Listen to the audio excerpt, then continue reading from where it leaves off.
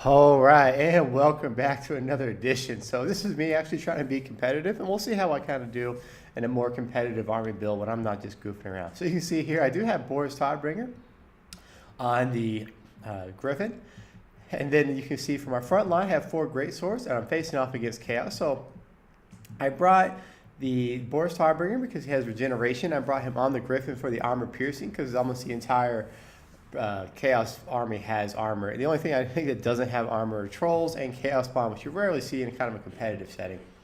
Great swords, I brought them just to go toe-to-toe with anything he brings on his front line. Mostly I'm worried about Forsaken, and I'll shift him to the side when I need him.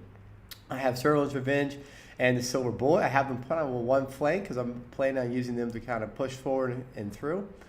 Over here I have Spears just to gum up the works if I need it. Halberds in the center so they can plug in any gaps where his cav might go. Spears just to run what are the blocking maneuvers, just kind of be blockers for any kind of cav move I want to do. And then I have the Demigryph Knights with halberds. So let's go ahead and take a look at my opponent's forces. So he has 2 groups of chosen with great weapons, some halberds holding his flanks.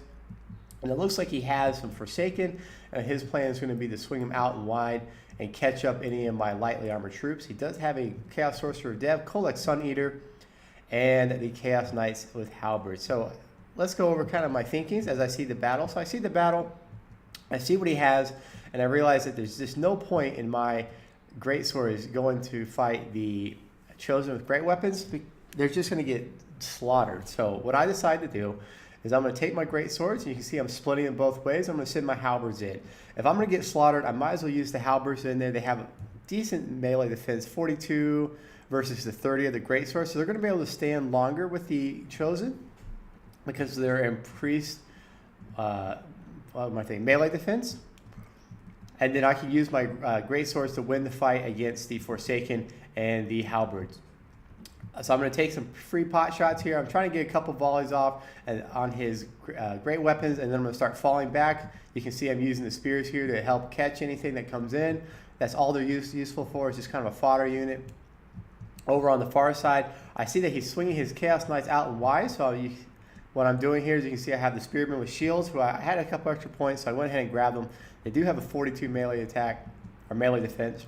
And then right here, I'm just going to collapse down these Chaos Knights, and my opponent must have been microing somewhere else because this is a clean charge, and you're going to see I'm going to get right up in there. Meanwhile, over here, you can see I'm doing okay. I'm kind of really putting some work into it. It looks like my opponent's dropping a Soul Blight, which is going to be okay. It's going to do some decent work on me. I'm just focusing fire on Kolek Sun Eater now, throwing up my other group of halberds just to try to focus down on Kolek. You can see the engagements are going over here, and my halberds are doing, they're not great, but they're there. I have routed off his cavalry there, but you're going to see I make a mistake right here. So I click down and put a net, but I put it on the wrong spot. So his Forsaken are going to be able to get up and out, and they're going to push right through and take out Sterling's Revenge. And then because I didn't have the Silver Bullets on guard mode, Kolek was close enough that he pulls them into combat, and they're just going to get ripped right into there. And so I'm not going to get as much value as I wanted from the Silver Bullets and the Sterling's Revenge. So that was my mistake for not using the net of Ammontok as well as I could. My opponent does use a scroll of leeching on me.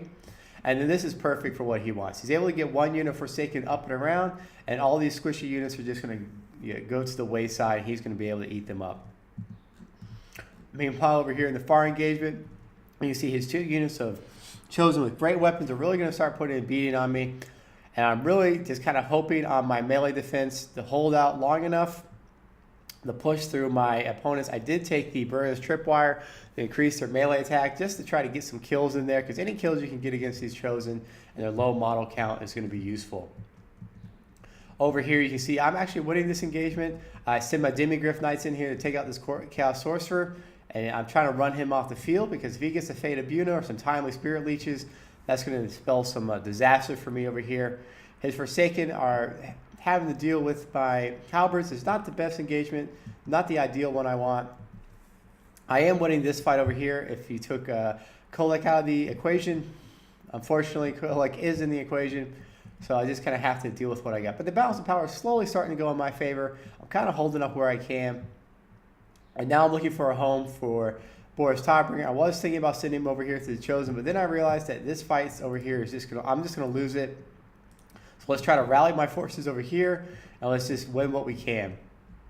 I am kind of pushing off these Forsaken. My Halberdiers in their high melee defense is able to kind of hold out in this prolonged engagement with the Forsaken. You can see that they're actually trading about equal there. And Boris Tidebringer is landing down here, working on Kolek, who has not enough life to really want that engagement. And I'm running my light wizard over here for just to try to keep him alive. Once again, over here, I'm just using my Demigryph with halberds, trying to force this Chaos Sorcerer off. And then over here, whoa, over here you can see the Sterling's Revenge, the managed to rally, even though the, what am I saying? You know, the silver bullets have been killed. So now I'm just trying to shoot off these Forsaken before he reaches me, because I still, although I only have 19 miles, I still have a decent amount of ammunition, which in the late game could turn the tide. So I'm just going to sit here and gun them down. Let's just see if we can, how many miles we take out. We popped 2, 3, 4. So we're doing okay, and we managed to actually break them off. So now what's going on over here is we're reforming our battle lines. He's kind of won the left engagement. I've won the right engagement.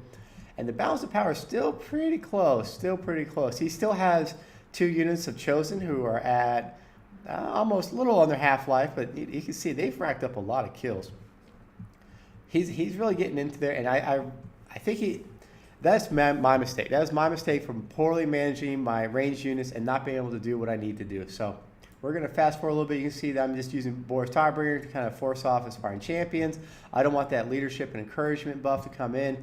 Now that the Chaos Sorcerer has been shattered, I'm sending my Demigryph Knights back in here to help support me. And once again, I make a mistake here. He baits out the net in me. I should have waited till Kolek was closer and inside my firing line.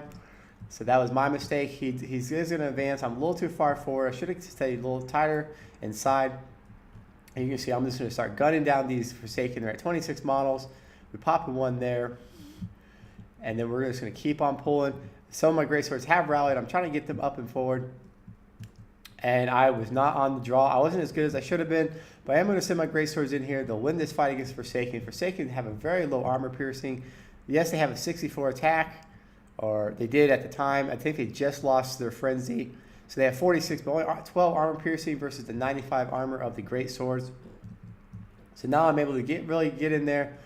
The Sterling's Revenge are, where are they? I think they're gone. They've been shattered off the field.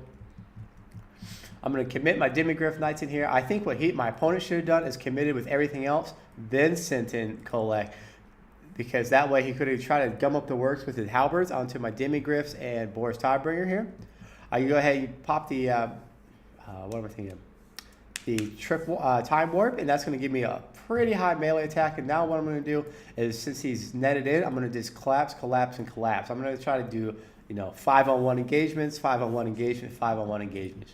I see that he moves Kolek Sun Eater in there, and then I realize this is my opportunity. Kolek is down. You can see he's at 1,100 hit points. We'll see if Boris can get another hit in there. Nope, looks like not. It looks like he already broke though. Yeah, so he goes. So he shatters. There you go. So it looks like every time that Boris hits, he's doing about 500 points of damage. And that's just going to be all she wrote. So there you go. There's me trying to be competitive as opposed to just being silly.